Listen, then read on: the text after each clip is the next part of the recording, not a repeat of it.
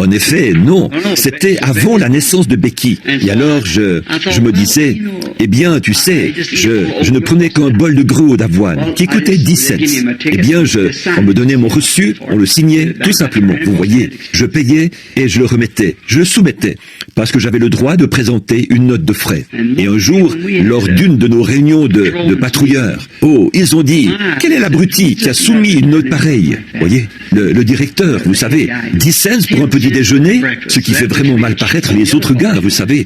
Certains d'entre eux remettaient un reçu d'1 dollar, vous voyez, et de 2 dollars pour le déjeuner. Et moi, je facturais simplement le montant exact. Eh bien, j'ai dit, voyons, inutile d'en réclamer plus. Pourquoi le ferais-je si je n'ai mangé que pour 10 cents?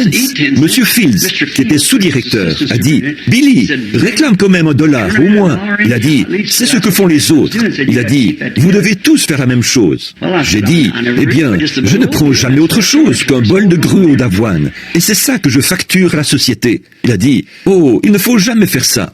Eh bien, là, je me suis dit, qu'est-ce que je vais bien pouvoir faire? Alors, je facturais 50 cents pour le petit déjeuner. Et pour dépenser le surplus de 40 cents, je donnais ça à des enfants dans la rue. Ces enfants, vous savez, qui ont l'air d'avoir eux aussi besoin d'un bon sandwich. D'un sandwich.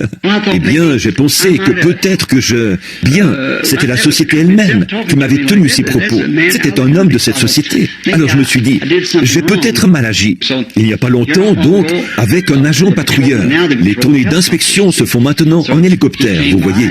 Donc, il est venu et s'est arrêté. Il a dit, dis donc, frère Branham. Il a dit, cet arbre-là, il pousse. Et j'ai dit, oui. J'ai dit, les enfants jouent là, sous cet arbre. Il a dit, pouvons-nous l'essimer? J'ai dit, oui, mais ne la battez pas. Voyez? Il a dit, eh bien, nous aimerions la battre. Nous vous payerons pour ça. J'ai dit, non, je ne veux pas que vous la battiez. Eh bien, moi aussi, je connais les lois sur le droit de passage, vous savez, parce que j'étais du métier pendant 7 ans. J'ai dit, non, je ne veux pas que vous la battiez. Par contre, vous pouvez l'essimer. J'ai dit, je l'estime souvent, mais j'ai dit, vous pouvez le faire. Vous pouvez l'estimer si vous voulez. J'ai dit, Wood et moi, nous voulons bientôt l'estimer. Nous estimons tous les autres qui sont près d'ici. Et j'ai dit, mais nous tenons à le garder, parce que les enfants, Joe et les autres, vous savez, les gamins jouent sous cet arbre. Je suis parti en voyage. À mon retour, il avait été scié et emporté. Oh, quel procès on aurait pu coller à cette société, vous voyez, pour avoir abattu cet arbre, vous voyez. Donc, je me suis dit, maintenant, j'ai dit, Seigneur, je n'en ferai pas même mention. Voyez, s'il y a quoi que ce soit à cause du fait que je facturais parfois, alors que je ne mangeais que pour 10 cents, je devais facturer 50 cents. Voyez, j'ai dit, s'il y a un rapport quelconque avec cette chose, alors que ceci puisse compenser. Tu vois, le fait que j'ai facturé ce montant-là, tu vois, et là, j'ai cessé de rêver que j'étais à l'emploi des services publics, voyez, parce qu'il s'agissait sans doute de quelque chose en rapport avec ce qui s'était passé à l'époque. Nous devons faire attention à ce que nous faisons. Nous y serons confrontés un jour. Les jeunes, vous êtes venus ici. Ta mère est passée à la maison l'autre jour, Trudy. Je pense que tu n'étais pas au courant. Je vois que c'est un peu une surprise. Tu vas bientôt recevoir ton diplôme. Et nous avons fait ce voyage ensemble. Tu dois faire une série de réunions maintenant, juste après celle-ci. Ensuite, nous rentrerons. J'ai pensé que ce serait une bonne occasion de vous parler à tous. Et aussi que ce serait bien de parler juste un petit peu aux jeunes avant la remise des diplômes, lire un passage de la Bible et vous parler à cœur ouvert pendant une dizaine de minutes. Puis je m'éclipserai. Voyez? Avant de parler aux jeunes, j'aimerais aussi m'adresser aux adultes pour une minute. À vous tous. Ça a peut-être été, sans doute, un voyage éprouvant. Mais l'expérience que j'ai acquise de Dieu, je n'accepterai pas même 10 000 $ en échange de ce que j'ai appris du Seigneur depuis que je suis ici. Je crois réellement que je suis venu ici dans une entière obéissance à l'ordre du Tout-Puissant. Et j'espère pouvoir m'y conformer pour toujours. Et quand je suis venu, tout d'abord, c'était suite à une vision dans laquelle je me trouvais au nord de Tucson, ici, quand une déflagration a retenti. Eh bien, frère Fred était là quand ça retentit. Et alors, vous savez, ils ont pris cette photo du ciel. Et je n'y avais pas vraiment prêté attention. Je ne l'avais jamais remarqué. Puis, pour une raison ou pour une autre, l'autre jour, elle a commencé à m'impressionner. Et frère Normand, le père de Norma, ici présent, il a dit, avez-vous remarqué ceci?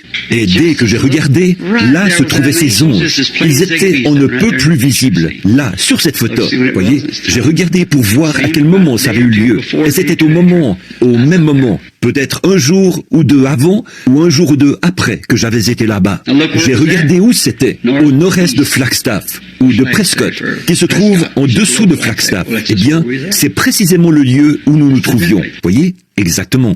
À 42 kilomètres d'altitude.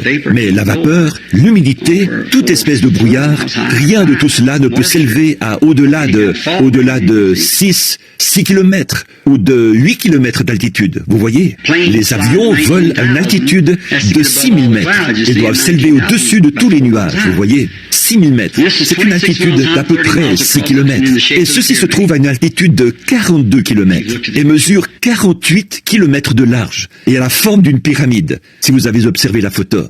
Et du côté droit, comme je vous l'ai dit, j'ai remarqué cet ange impressionnant. Le voilà, le torse bombé, les ailes vers l'arrière. Il arrive là, exactement comme ça s'est produit. Je n'avais pas remarqué ça au début, tellement de choses se sont produites.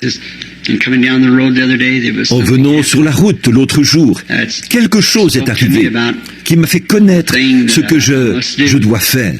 Et il ne s'agit pas de mon message. Une fois, Léo Mercier a dit, frère Branham, après ceci, il viendra un temps, il a dit, il y a environ 5 ou 6 ans, peut-être 7 ans, il a dit, où le Seigneur opérera un changement dans ton ministère, frère Branham. Il a ajouté, quand il le fera, probablement que tu iras d'un hôpital à l'autre, relever les malades de leur lit et tout, par la parole. Ça ne sonnait pas juste, même si je crois que frère Léo essayait d'être sincère à ce sujet.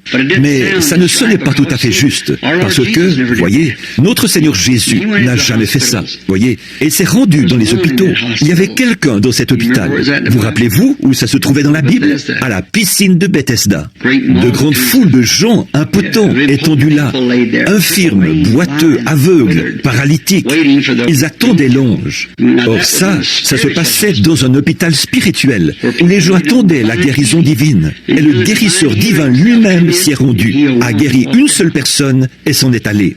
On ne peut donc pas s'attendre à ce que paraisse un homme mortel ou un ministère qui soit plus grand que celui-là. Vous voyez, ça, je ne pouvais pas l'accepter. Mais au moment où j'allais me retourner, le Saint-Esprit est venu sur moi. J'ai demandé un stylo à Léo. J'ai pris un bout de papier et j'ai écrit cela. Ça se trouve aujourd'hui dans sa roulotte, si jamais il vous arrivait de vous y rendre. Il s'agit de cette vieille roulotte en aluminium où je gardais le matériel de rechargement. Quand vous passez la porte, il y a une étagère à droite, juste à l'entrée de la roulotte. Ça se trouve là, en dessous. Je l'ai placé là. J'ai dit, un jour, vous pourrez le retirer de là. Dieu ne changera jamais le ministère. Il changera plutôt l'homme qui exerce le ministère. C'est ce qui doit être fait. Vous voyez, je sais ce que je dois faire, mais je ne peux pas. Je ne peux pas le faire dans l'état où je suis maintenant, parce que quelque chose doit se passer en moi, et ça, c'est Dieu qui doit le faire. Nous avons l'intention de rentrer chez nous. Les enfants ont le mal du pays. Ils veulent tous rentrer. Donc, je compte les ramener, si le Seigneur le veut, peut-être samedi après la réunion. Donc, rentrer. Après, je ne sais pas. Mais je sais que dès qu'il se passera en moi ce quelque chose qui me fera éprouver pour les gens des sentiments différents de ceux que j'éprouve en ce moment, c'est que j'avais rejeté les gens, voyez. Et je ne voulais plus rien avoir à faire avec eux. Vous savez ce que je veux dire, ce que j'appelle des Rikki et des Riketa, ces choses qu'ils avaient faites. J'avais prêché en toute sincérité, et Dieu avait confirmé cela en tout point. Et là, s'ils ne veulent pas y croire, alors laisse-les aller. Je me proposais d'aller rejoindre Bad l'automne prochain, commencer à travailler comme guide là-bas, attendre dans ces régions sauvages, me laisser pousser les cheveux et la barbe. Et si le Seigneur voulait que j'aille quelque part, il me le ferait savoir. Et je descendrai voudrais accomplir cela. Et sur la route, alors que je venais l'autre jour, il m'a arrêté.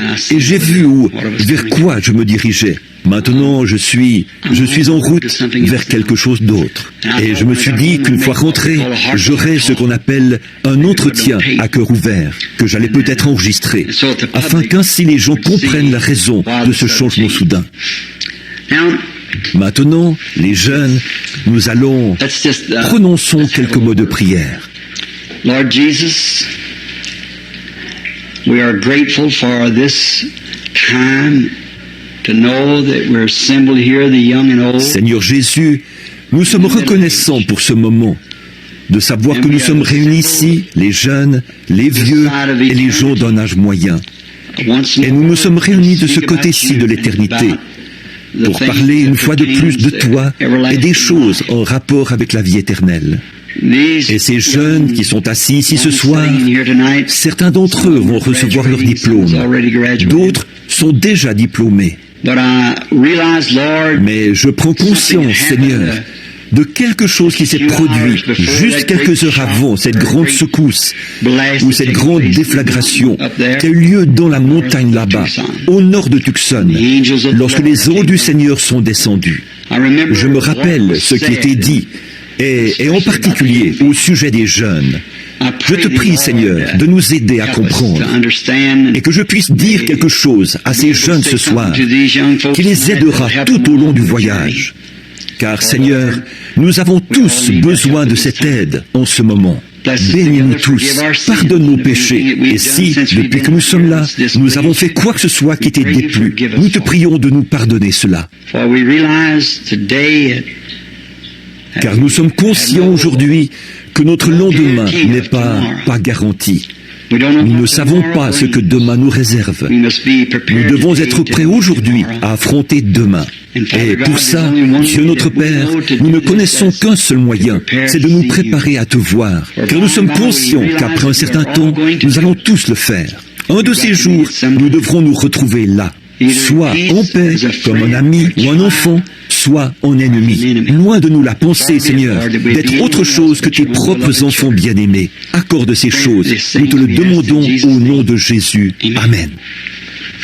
Aujourd'hui, pendant que je coupais des mauvaises herbes, très tôt ce matin, j'ai trouvé un passage de la Bible que j'ai jugé bon de vous lire en ce moment. Et ce n'est peut-être pas très sensationnel comme sujet approprié, mais j'ai pensé parler seulement quelques minutes. J'aimerais lire cela au chapitre 18 de Luc. Les écrivains des 4 évangiles ont tous écrit à ce sujet. Chapitre 18, verset 18. Et un des chefs du peuple l'interrogea, disant, « Bon maître, que faut-il que j'aie fait pour hériter de la vie éternelle ?» Et Jésus lui dit, « Pourquoi m'appelles-tu bon? Nul n'est bon, sinon un seul, Dieu. Tu sais les commandements. Ne commets point adultère, ne tue point, ne dérobe point, ne dis point de faux témoignages. Honore ton père et ta mère. » Et dit, « J'ai fait et gardé toutes ces choses dès ma jeunesse. » Et quand Jésus eut entendu cela, il lui dit, « Une chose te manque encore. Vends tout ce que tu as et distribue-le aux pauvres. Tu auras un trésor dans les cieux. Viens, suis-moi. » Je pense que cette parole, « Viens, suis-moi », ce serait le meilleur conseil que je pourrais donner, que je parle à 10 000 jeunes ou que je parle juste à ceux-ci. C'est un ordre et c'est, je pense, l'occasion la plus belle qui ait jamais été offerte à quelqu'un et particulièrement à une jeune personne. Suis-moi. Vous allez suivre quelqu'un. Maintenant, souvenez-vous bien de ça. Vous allez suivre quelqu'un. Et dans votre manière de suivre cette personne, assurez-vous de savoir qui cette personne-là suit. Voyez, une fois, Paul a dit, « Soyez mes imitateurs, comme je le suis moi-même de Christ. » En d'autres termes, suivez-moi de la même manière que je suis Christ. Et maintenant, à ce tournant, cette étape de la vie à laquelle tous nous arrivons. Et vous m'avez souvent entendu crier Ricky, Riquetta et tout ça. C'est l'âge dans lequel nous vivons. En réalité, ce n'est pas ces gens-là. Ces gens-là sont des personnes comme nous. Ces jeunes, là-bas, avec leurs bolides, qui circulent partout dans les rues, qui se conduisent n'importe comment. Ils fument la cigarette et boivent de l'alcool. Les jeunes filles s'habillent de façon indécente et tout. Ce sont des filles et des garçons comme nous. Voyez, ce sont des humains. Ils aiment, ils mangent, ils boivent, ils dorment, ils respirent. Ils devront mourir. Ce sont des gens comme nous. Et pourtant, ils sont possédés d'un mauvais esprit. Ils ne le savent pas. Ce n'est pas la faute de ces gens, mais parfois, c'est parce qu'un certain conducteur qu'ils ont suivi les a conduits dans la mauvaise voie. Mais vous, les filles et les garçons, vous savez faire autrement. Vous savez, vous avez été mieux enseignés. Vous avez de meilleurs parents. Vous avez une éducation plus saine qui vous préserve de faire ces choses-là. Vous savez faire autrement. Mais pas eux, voyez, parce que les églises qu'ils fréquentent sont des églises modernes, modernistes. Ils vivent pour le moment présent, pour être plus populaires. Et, oh là là, ce que les mœurs deviennent vertus à leurs yeux, voyez. Alors, eux, comme je le disais, une fois dans une pièce de théâtre sur Sodome et Gomorrhe, que j'ai vu ici, il n'y a pas longtemps, il y avait cette femme possédée d'un esprit mauvais, qui a dit à Lot, ce que tu qualifies d'immoral, moi, je l'appelle vertu. Jésus a dit, ce qui arriva du temps de Noé arrivera de même à l'avènement du Fils de l'homme. Nous sommes donc dans la même situation de nouveau. Considérons pendant quelques instants ce jeune homme dont il était question dans notre lecture. Sans doute, ce garçon était-il né dans un bon foyer, tout comme vous les jeunes. Il avait été élevé par de bons parents. En effet, cela s'est confirmé quand Jésus lui a présenté les commandements de Dieu. Il a dit, je les ai observés dès ma jeunesse. Cela montrait qu'il avait été bien élevé. Il n'était pas un petit vaurien. Et vous savez, il avait reçu une éducation qui lui permettait de savoir ce qui était bien. Tout comme vous les jeunes. Peut-être avait-il grandi auprès d'une maman et d'un papa qui craignaient Dieu et qui l'avait bien enseigné pendant son enfance. Bon, ça, c'est bien. Peut-être que, lorsqu'il était bébé, sa mère nourrissait de grandes ambitions pour lui. Il serait un jour un homme important. Son père était fortuné. Il avait les moyens de le faire instruire et de lui donner accès à une éducation qui lui permettrait d'être bien instruit afin de pouvoir devenir quelqu'un dans le monde. Et c'est avec sincérité que cette maman et ce papa avaient éduqué cet enfant. Il avait peut-être connu ce moment où il avait reçu son diplôme, tout comme vous, voyez, ce moment où il avait terminé ses études et avait complété son instruction. Sans doute faisait-il peut-être la fierté et la joie de la vie de cette maman et de ce papa. Sans doute qu'en ce temps-là, il avait de beaux chevaux. Comme vous avez des automobiles. Et un bon papa et une bonne maman comme les vôtres, qui veillent à ce que vous ayez de bons vêtements et une voiture pour pouvoir... Ils profitaient simplement de la vie, un peu comme ce qu'on a aujourd'hui. Ce père et cette mère priaient constamment que leur fils ne devienne pas juste un homme ordinaire, mais qu'il soit un homme extraordinaire. C'est ce que tous les parents souhaitent. Avez-vous entendu Jésus se référer à ce commandement-là? Honore ton père et ta mère. Puis, il s'est arrêté. Voyez, c'est ça l'ambition de tous les parents. Faire tout ce qu'ils peuvent pour leurs enfants, leur donner une instruction, leur offrir des choses qu'eux n'avaient peut-être pas pu se procurer. C'est mon sentiment au sujet de mes enfants. Par contre, parfois je me dis que d'aller à l'école, je me dis envoyer Becky et Sarah et Joseph dans ces écoles secondaires et ces endroits où il y a tout se laisser aller, je me dis que je devrais les emmener à la montagne et les élever là-bas à la manière des Indiens.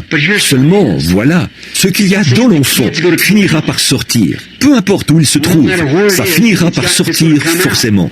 S'il y a le mal, ça sortira dans le camp indien. S'il y a le bien, ça sortira dans n'importe quel camp. Voyez, ce qu'il y a dans l'enfant, le caractère de l'enfant, ce qu'il y a au-dedans de vous. Et ce que vous êtes maintenant, c'est probablement ce que vous serez le reste de votre vie. Vous êtes un tournant décisif. Savez-vous quoi? 86% des conversions à Jésus-Christ se font avant l'âge de 21 ans. C'est prouvé. Les statistiques le prouvent. 86% de ceux qui viennent à Christ, ils viennent avant leurs 21 ans.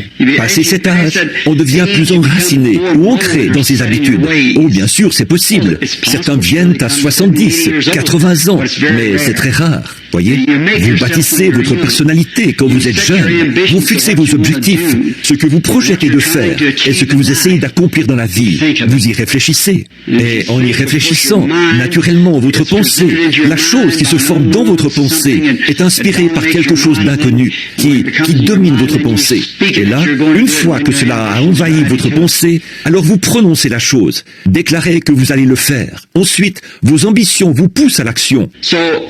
Donc, la mère et le père avaient espoir que ce jeune homme, qu'il aurait de grandes ambitions et assez d'argent pour les réaliser. Et sans doute avait-il prié que ce jeune garçon ait cette opportunité.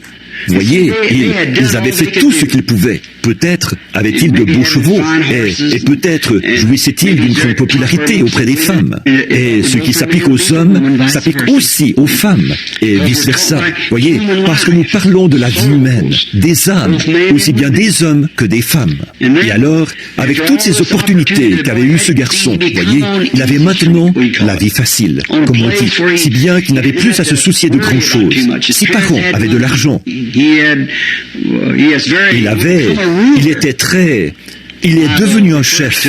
La Bible le dit ici, de ce jeune chef riche. Et nous voyons un jeune âge, peut-être à l'adolescence, tout juste sorti de l'école, tout juste diplômé, peut-être quelques semaines avant ou quelque chose comme ça. Il est devenu, le voilà, un chef.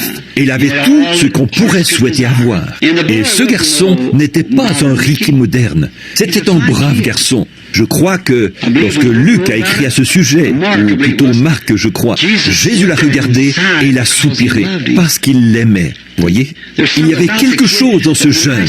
Il y avait une bonne personnalité dans ce jeune. D'où venait-il? D'une bonne famille qui lui avait enseigné les commandements de Dieu. Il avait veillé à ce qu'il les observe. Et c'est ce qu'il avait fait dès sa jeunesse. Et ce garçon avait une ambition. Il désirait recevoir la vie éternelle. Il a dit, « Bon maître, que dois-je faire pour hériter la vie éternelle ?» Voyez, malgré tout ce que vous possédez dans ce monde, l'âme qui se trouve au-dedans de vous, vous dit qu'il y a quelque chose dont vous avez besoin, quelque chose que vous ne possédez pas, en ayant simplement la richesse, ou ce n'est pas nécessairement toujours la richesse, ça pourrait être la popularité, une jolie jeune fille. Elle peut tourner ses pensées vers sa beauté. Peut-être qu'elle est très populaire à l'école. Peut-être le garçon peut avoir toutes les filles qu'il veut. Il y a un certain sentiment de sécurité. La sécurité, ce n'est pas ça. Ces choses flétriront, comme la fleur dans le champ. Voyez, elles disparaîtront. Ça ne va pas tarder. Encore quelques révolutions du soleil, elles disparaîtront. Mais ensuite, vous avez une âme qui, elle, doit vivre éternellement. Et sans doute, ce jeune homme avait-il une belle personnalité, puisqu'en se présentant au Seigneur Jésus, il savait, il a fléchi le genou. Il a dit, « Bon maître, que puis-je faire pour avoir la vie éternelle ?» Il a dit, « Pourquoi m'appelles-tu bon ?» Il a dit, « Alors que tu sais qu'il n'y a de bon que Dieu seul. » Voyez, qu'est-ce que ce jeune homme avait exprimé par cela? Qu'il était Dieu, voyez. Il a dit, « Tu connais les commandements, observe-les. » Il a dit, « Quels commandements, maître ?» Il a dit, « Les commandements tels que « Honore ton père et ta mère » et ainsi de suite. Il a dit, « J'ai observé ces choses dès ma jeunesse. » Tu vois, j'ai fait cela. Il a dit, il te manque encore une chose. Va, vends ce que tu as, distribue-le aux pauvres et suis-moi. Quelle opportunité! Il aurait pu être un Pierre, un Jacques ou un Jean, l'un de ceux-là. Voyez, ce jeune avait été formé et élevé correctement. Et il avait été présenté à Christ pour qu'il l'utilise avec tout le potentiel exploitable qu'il avait en lui. Probablement instruit, jeune, riche, influent. Il aurait pu présenter l'évangile, mais il l'a rejeté. Quel acte irréfléchi de la part de ce jeune homme. Voyez? Suis-moi. Or, voyez, il devait suivre quelqu'un. Et là, il devait soit suivre l'influence des gens qu'il côtoyait, l'influence d'une jeune fille, l'influence d'une bande de garçons qu'il fréquentait, ses amis d'école, soit suivre Jésus-Christ. Il savait que malgré toute sa bonté, il n'avait pas la vie éternelle. Les jeunes, vous devez réfléchir à ça, voyez? Maintenant, regardez ce garçon ce soir, ce qu'il aurait pu être et ce qu'il est. ce qu'il est ce soir. Il se trouve quelque part. C'était un homme. Il se trouve quelque part. Il attend le jugement. Il attend de comparaître au jugement en ce jour-là, pour avoir rejeté la même opportunité qui se présente à vous, les jeunes, presque dans les mêmes circonstances. De braves jeunes, avec de belles personnalités, de bons pères et de bonnes mères. Tout ce que vous avez, vous n'avez même pas besoin de travailler, à moins que vous ne le vouliez. Voyez ? Mais il y a quelque chose d'autre qui s'ajoute à cela. Il y a quelque chose qui s'ajoute à cela. Cette parole-là, ce soir, elle ne meurt jamais. Elle demeure un défi à relever pour chaque jeune homme, chaque jeune femme. Suis-moi. Voyez, les paroles ne meurent pas. Chaque fois que vous prononcez quelque chose, souvenez-vous bien de ceci, que ce soit en secret dans votre voiture, que ce soit derrière la chaire, que ce soit au coin de la rue, avec votre petit ami ou votre petite amie, quel que soit l'endroit, ça ne meurt jamais. Ça doit vivre à jamais. Lorsque j'ai vu cette fille l'autre soir dans la vision, une jolie jeune fille, une actrice hollywoodienne, et je l'ai vue en train de mourir. Elle tendait le bras, elle essayait d'appeler de l'aide. Elle est morte d'une crise cardiaque. Mademoiselle Monroe. Et ça fait maintenant 2 ans que je l'ai vue mourir. 2 jours après, elle est effectivement morte. Et là, l'autre soir, j'ai entendu la voix de cette jeune fille. Comment ? Les enfants me disaient, « Papa, tu vas tout le temps à cette rivière sans retour. » Ils ont dit, « Il y a une pièce là-dessus ce soir. » Ils m'avaient dit, 1 ou 2 semaines à l'avance, que ça allait passer un certain soir. Je m'étais dit, eh bien, j'aimerais voir ça, parce que je suis allé à cette rivière 2 ou 3 fois, environ 5 fois, je pense. Eh bien, je voulais voir ça. Et mademoiselle Marilyn Monroe jouait dans cette pièce. Eh bien, c'était la fille que j'avais vue dans cette vision. Elle était là, dans le film, et les actions, le rôle même qu'elle jouait dans Rivière sans retour. Quand elle a tourné ce film, il y a peut-être 15 ans, c'était un vieux film, il y a peut-être 20 ans.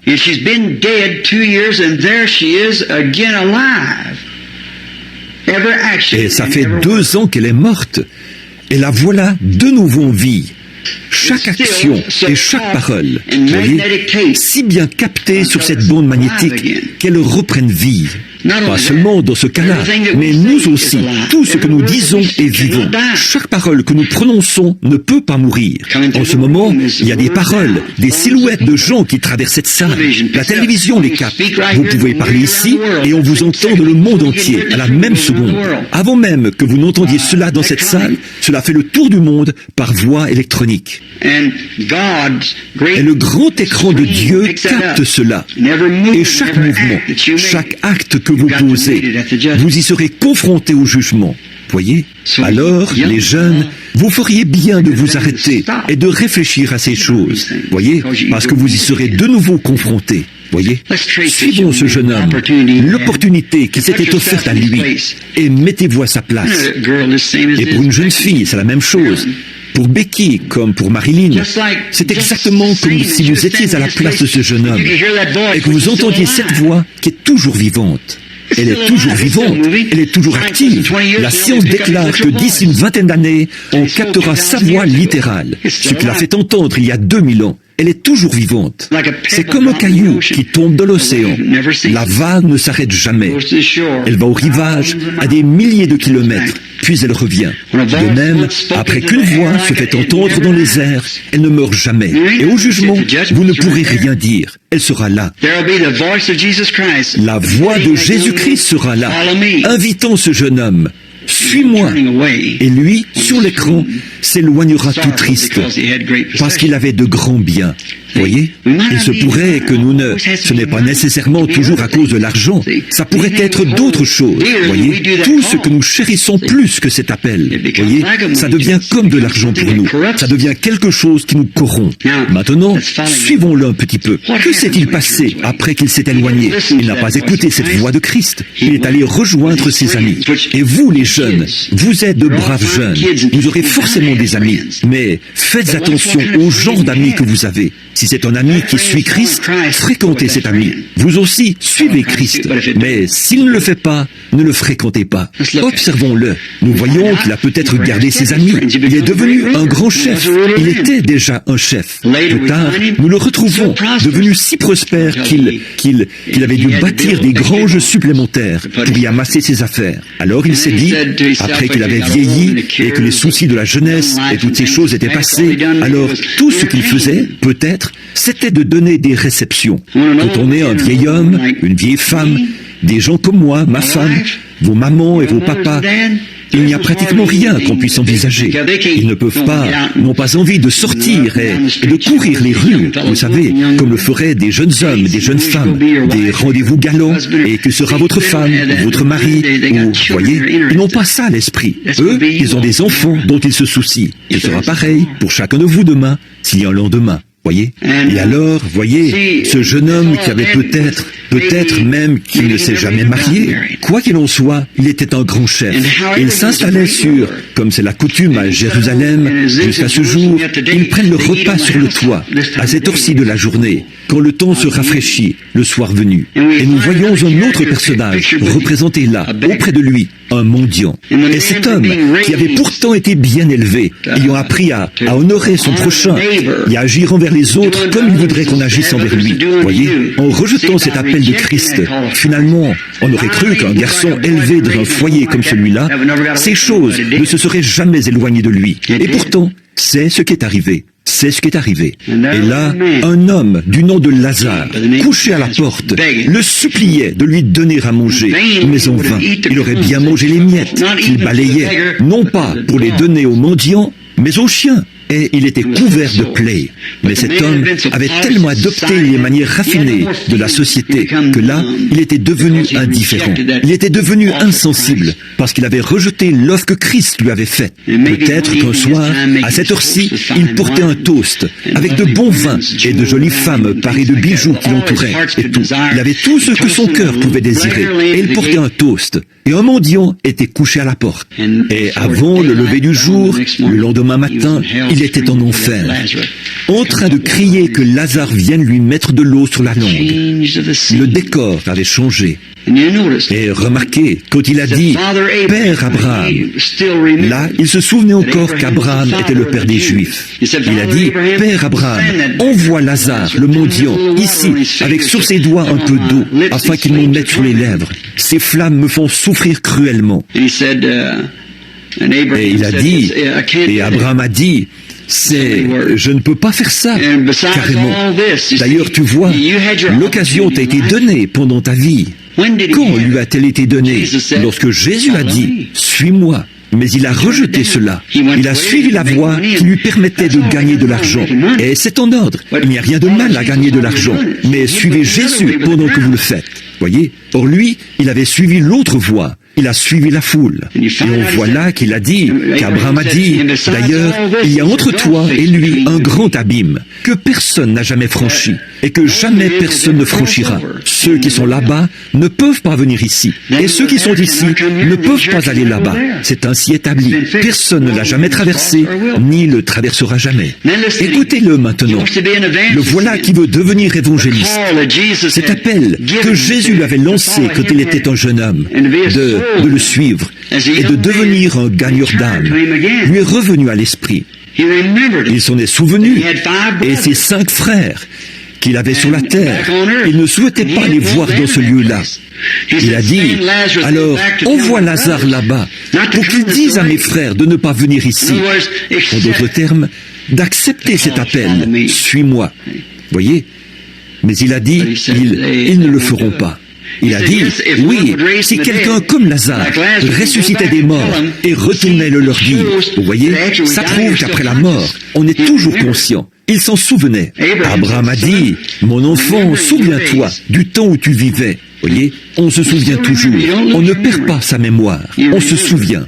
Les souvenirs que cet homme avait, tout en étant dans ce lieu, il s'est souvenu de l'opportunité qu'il avait eue d'entendre Jésus lui dire, suis-moi. Mais il avait suivi la mauvaise personne, le mauvais groupe. Il avait fréquenté le mauvais groupe. Et il s'est retrouvé dans le mauvais lieu, à la fin, dans la mauvaise éternité, pour être anéanti ce jour-là, séparé de Dieu pour toujours. Jésus a aussi fait une déclaration très frappante. Quand même quelqu'un des morts ressusciterait et retournerait là-bas, il ne se laisserait pas persuader. En effet, ils ont la loi de Moïse, et s'ils ne veulent pas écouter cela, alors ils n'écouteront pas. Quand même quelqu'un ressusciterait des morts, ils ne se laisseront pas persuader. Pourquoi? Pourquoi la loi mentionne-t-elle quelque chose de ce genre? Oui, agissez envers les autres comme vous voudriez qu'ils agissent envers vous. Et il avait vécu sous la loi, mais il a laissé le mendiant mourir à sa porte. Voyez, il avait vécu sous les commandements de Dieu, mais il n'a pas reconnu cette glorieuse vie éternelle. Les jeunes, vous êtes tous, à mes yeux, comme mes enfants. Vous êtes tous, à mes yeux, comme mes fils et mes filles. Dans un certain sens, vous l'êtes, voyez, sur le plan spirituel, c'est vrai. Le Seigneur Dieu a placé vos âmes sous ma responsabilité, parce que vous venez m'écouter. Vous me croyez, voyez. Et dans un certain sens, vous êtes mes fils et mes filles. C'est vrai. N'oubliez jamais ceci. Observez les commandements de Dieu, c'est formidable. Être élevé dans un bon foyer, c'est un héritage de la part de Dieu. Et être de braves jeunes, avec les personnalités que vous avez, c'est bien. Être instruit, c'est merveilleux. Le fait même de vivre dans ce pays de liberté, c'est merveilleux. Nous avons bien des raisons d'être reconnaissants. Mais il y a une chose qui ne s'obtient pas par héritage. Vous devez l'accepter. Cette chose, c'est la vie éternelle. Et vous ne pouvez l'accepter qu'en suivant Jésus, par l'expérience de la nouvelle naissance. Ne négligez pas cela. J'ai entendu une petite histoire un jour au sujet d'un homme qui était, qu'il était pauvre. Et il avait toujours voulu, c'est une sorte de petit conte de fées, mais je ne l'ai jamais oublié. Un jour, il a cueilli une fleur, et cette fleur était magique. Et la fleur lui a parlé en ces mots. Tu as été pauvre toute ta vie. Elle a dit, maintenant, demande ce que tu voudras, et cela te sera accordé. Il a dit que cette montagne là-bas s'ouvre, afin que je puisse y entrer, et que je trouve l'or que renferme cette montagne. Eh bien, a-t-elle dit, tu devras m'emmener avec toi partout où tu iras. Tu vois? Tu devras m'emmener avec toi. Et ainsi, partout où je serai, tu pourras me demander ce que tu voudras. Il a marché jusqu'à la montagne. La montagne s'est ouverte et il y est entré. Les rebords étaient couverts d'or et de diamants, comme le raconte le petit conte de fées. Il a posé la fleur sur une table ou un rocher. Il a couru saisir une énorme pierre précieuse et il a dit, il faut que j'aille montrer ça à mes amis. Maintenant, je suis un homme riche. Maintenant, je possède tout. Il faut que j'aille montrer ça. Alors la fleur a parlé. Mais a-t-elle dit, tu as oublié l'essentiel? Il retourne donc en vitesse. Il dit, eh bien, je vais prendre, disons, un morceau d'or. Je vais prendre un morceau d'argent. Alors il a ajouté, je vais me dépêcher de sortir pour aller dire aux gens combien je suis riche et tout ce que je possède. Il est arrivé à la porte et la fleur a dit, mais tu as oublié l'essentiel. Alors il y retourne de nouveau en vitesse. Il a dit, on trouve ici toutes sortes de matériaux. Il a donc ramassé une pierre.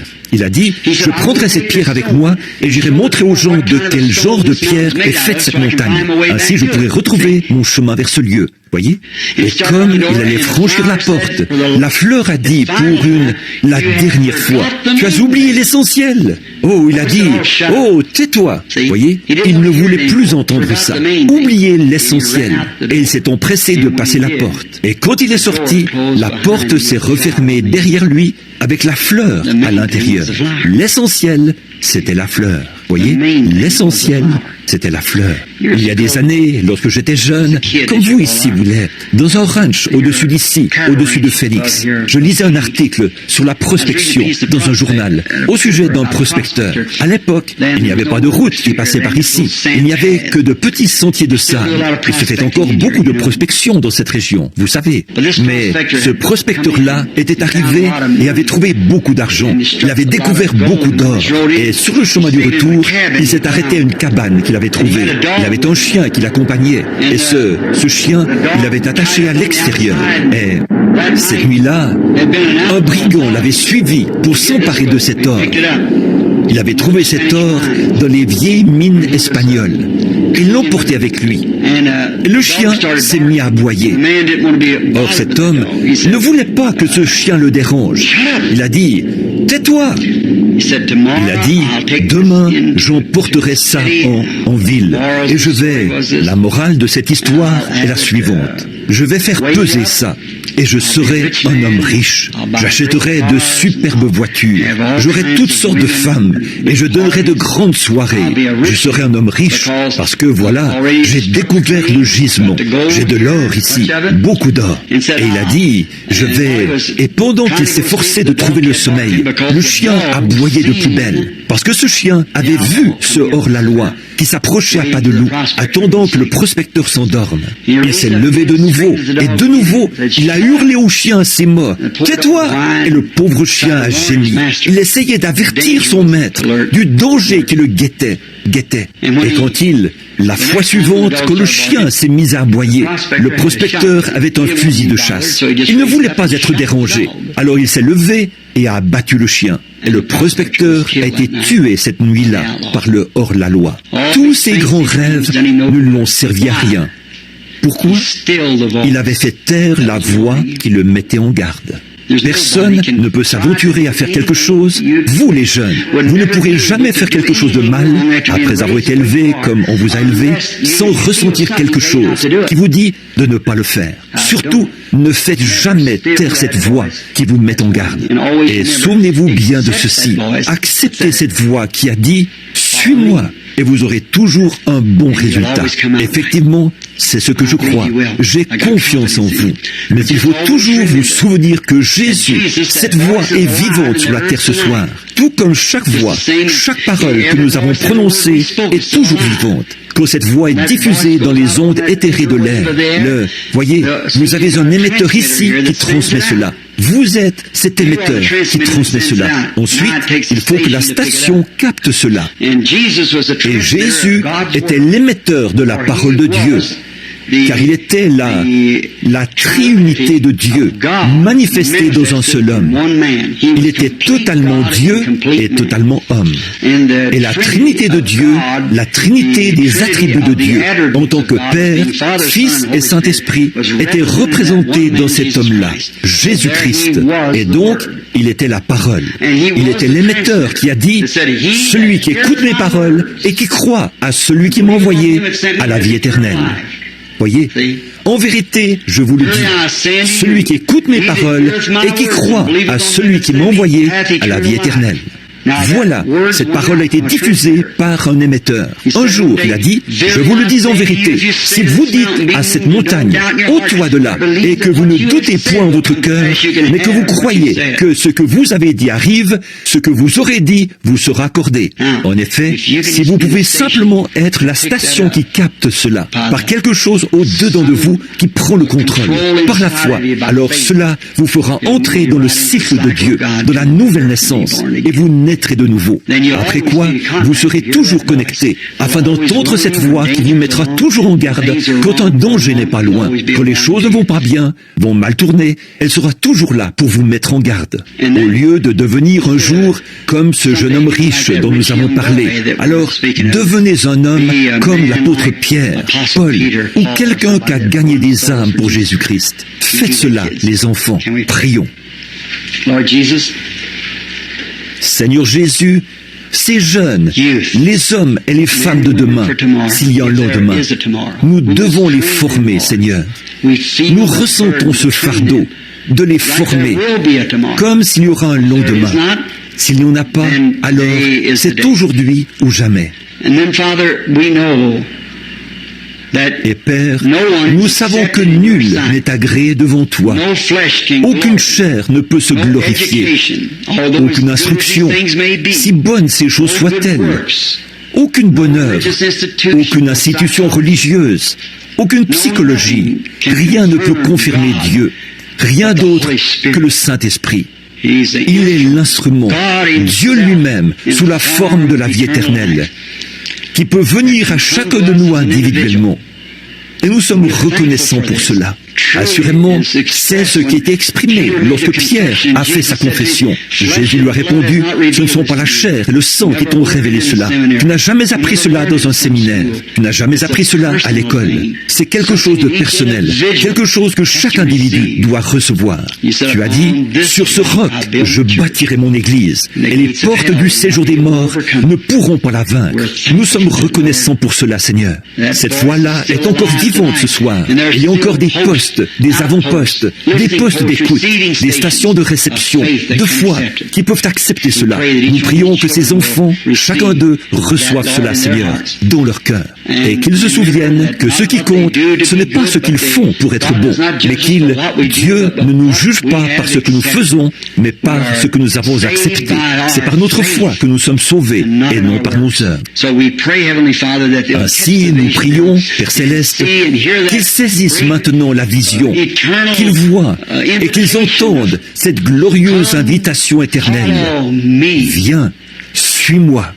Puisse chacun d'eux, Seigneur, se détourner de toutes les choses du monde, de cette vie mortelle de pacotille.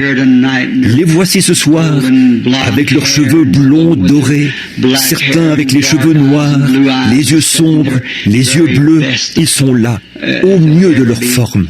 Et comme l'a dit ce grand écrivain, souviens-toi de ton Créateur pendant les jours de ta jeunesse, avant que les jours mauvais arrivent. Alors, tu n'y prendras point de plaisir. Et Seigneur Jésus, tu as dit à Pierre, quand tu étais plus jeune, tu te levais et tu allais où tu voulais. Mais quand tu seras vieux, quelqu'un te mènera où tu ne voudras pas aller. Qu'ils se souviennent, le jour, c'est aujourd'hui. Le moment, c'est maintenant. Accorde-le, Père. Je réclame tous ceux qui sont ici ce soir, à commencer par mon propre enfant, jusqu'à chaque enfant ici. Je sens que tu m'as confié la tâche de veiller sur eux. Je les réclame tous, des griffes de Satan et de la mort, à la vie en Jésus-Christ. Amen. Dieu vous bénisse, les enfants. Ça a vraiment été agréable de vous adresser quelques paroles. Bon, je vais m'en aller, Billy. Vous êtes de braves jeunes. Je vous apprécie. Frère Fred, que le Seigneur te bénisse. Que le Seigneur vous bénisse, sœur.